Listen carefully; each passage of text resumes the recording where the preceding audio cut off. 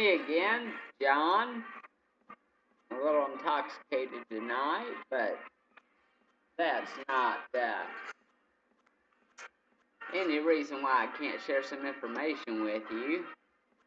I'm going to discuss the Civil War today and some things that happened then that are still affecting us now, and I'm going to also discuss the first president to be involved in corruption. You're going to be appalled to find out who that was and why. So, tune in, because after the music, if this is considered the Confederate anthem, and I consider myself a rebel, a Confederate person, boy, if the South could rise again. It's not that I'm against slavery, because I'm against slavery. Even General Lee was against slavery, and I'll explain that in the next few minutes here. I got about 13 minutes with you. Explain that in just a few minutes. Okay, General Lee. He was a very good general. And many of you folks are probably wondering why he sided with the South. Well, he sided with the South because Virginia was his home. He didn't approve of slavery, neither do I. I don't think color or skin matters much. I think it's the person on the inside. I'm not a racist by any means. But if I had to choose, back in 1865, if I was to be alive, I would have to put on a gray coat, because their politics was in better order, and it would have provided better government and foundation for this country, which is currently falling apart due to a union and to the efforts of an army in 1865. Remember that, 1865, over 100 years ago. Millions of people died, and look where we're at today. Hold on, a lot of cigarettes. Now, I just want to say that I know the actual people that are responsible for the winning and the losers of the Civil War. One being Colonel, hold on, I'm intoxicated, let me think a minute. He was from Maine, Colonel Chamberlain. Now, Colonel Chamberlain, he was fighting at the Battle of Gettysburg, and he had an option.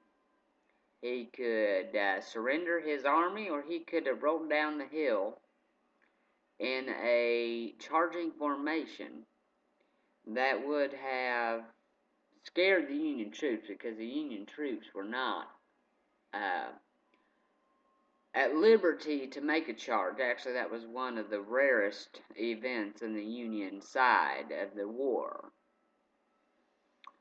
You have Colonel Chamberlain, who is nothing but a college professor, promoted to his position because of his degree in college. To make myself more explanatory, he knows he's almost out of ammunition, and he's with the 20th Maine at the Battle of Gettysburg.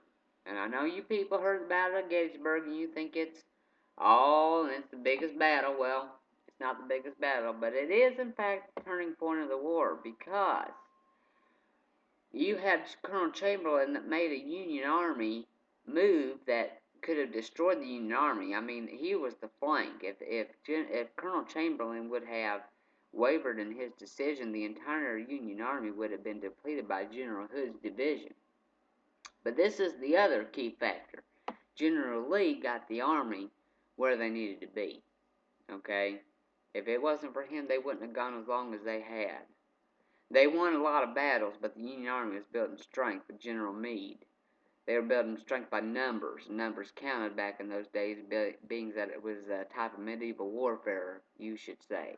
It's kind of a mix between current and medieval warfare is what it was.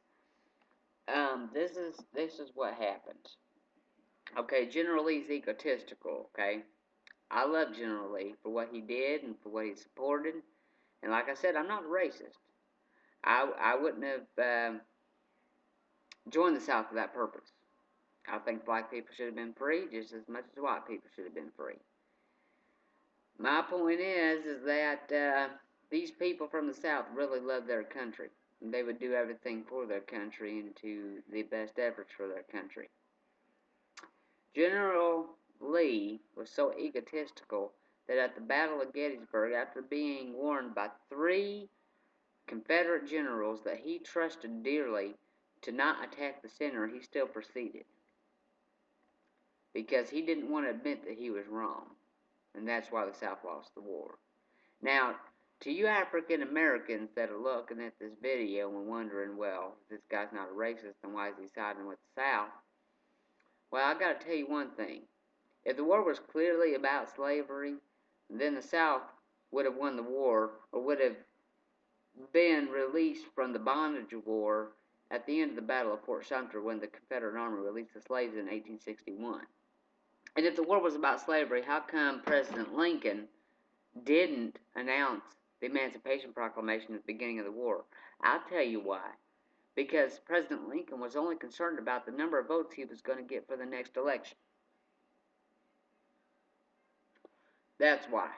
He didn't want to read that Emancipation Proclamation. You know why he read it in 63? He read it in 63 because at the Battle of Antietam, right outside of Fredericksburg, the Confederate Army had depleted the Union Army so bad. Even though the Union Army won that battle, the Confederate Army had lowered the number so bad that like I said, I'm drunk. President Lincoln didn't know what he was going to do to reestablish the Army.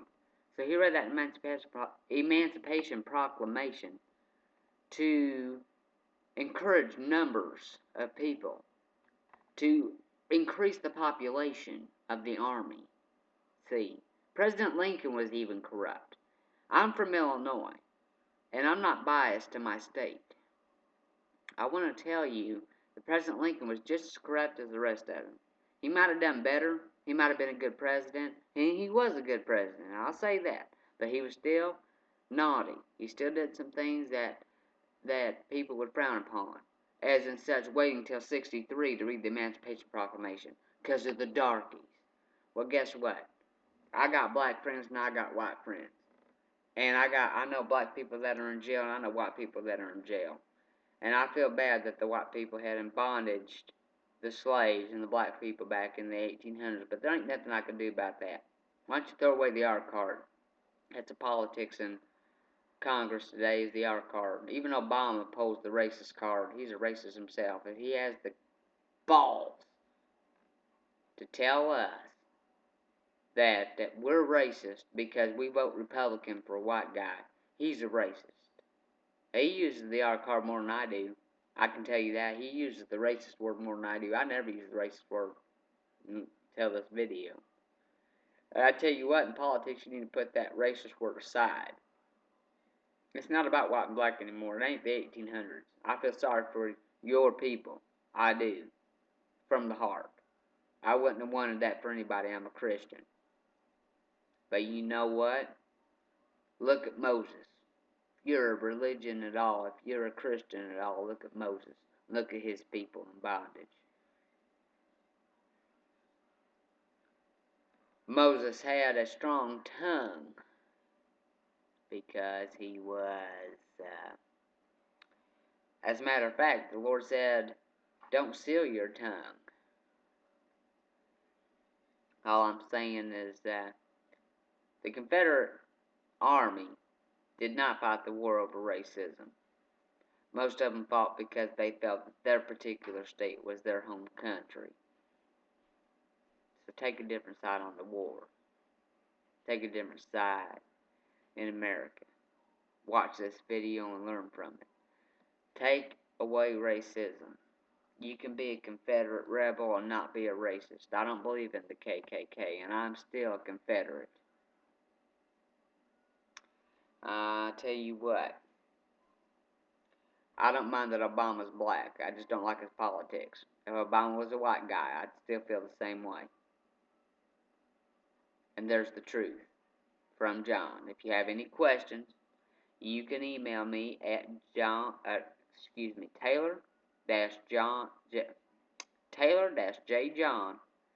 at gmx.com, and I will reply to you and give you my full advice and opinions and reasons why. And you heard this video. So, I'm going to close now with the Rebel Anthem, because I want to let you all know that the South should have won the war, and if they would have, you black people would have still been free from slavery, and this country would have still been in a much better position. This is John from Peoria, Illinois, saying goodbye. God bless you. Whether you're black, Mexican, purple, white, black, red, I don't give a shit.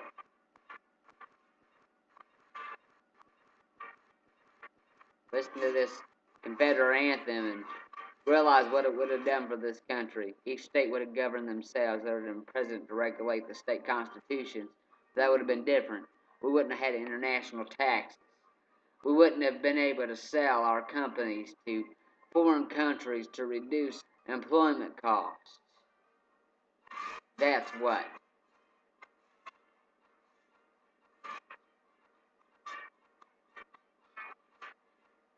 So, from Peoria, Illinois, originally from Warsaw, Missouri, visit Grace Baptist Church, Grace Independent Baptist Church, Johnny J. Logan's pastor. I'm going to cancel now. I'm going to go ahead and get off of here because my time's running low. But I'm telling you what, you need to change your opinion. Just be an American. Be a Confederate. Don't be a Republican. Don't be a Democrat. That's immature. Be a Republican. Vote for what's right in your heart. And everything will be okay. Tell those politicians what you want. That's the problem in America today. That's the problem in America today. We don't have a voice. Well, guess what? We need to get one. You need to step up with me. Make this video for me. View it, like it. Because whether, like I said, whether you're black, white, red, or purple, I love you. Unless you're gay, then I can't stand you. If you're homosexual, you might as well forget it. I'm telling you right now, this guy in president, he's bad for the economy. He's ruining us. We need to get him out. And if the South would ever rise again, I'd put on that gray coat in a heartbeat. You bet. And I hope everybody would stand up with me putting on that gray coat. I love the Rebel Army. I love Virginia. The Army of Virginia was the best. Andrew Jackson's in my heart. You know what? On their march up to Washington, General Lee had a letter in his hand that would have ended the war. Instead, they went to battle. They couldn't negotiate. See, the South had released the slaves, and still the Union Army persisted on. So that's fact right there. That the war was not about slavery at all. I gotta go. Love America. I'm a Confederate. Goodbye.